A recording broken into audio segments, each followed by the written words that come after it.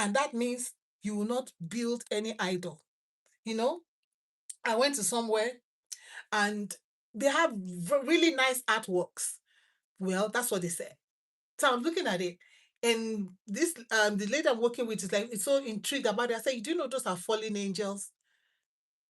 And then she was going to go take a picture. Let's go to this company, something goes or what. I said, no, you go take a picture by yourself.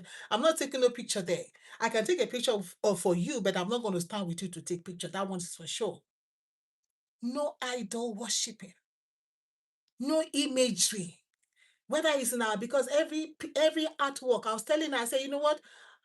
You just look at artwork innocently. You're just innocently looking at. So I say artwork is passing messages, just like the music.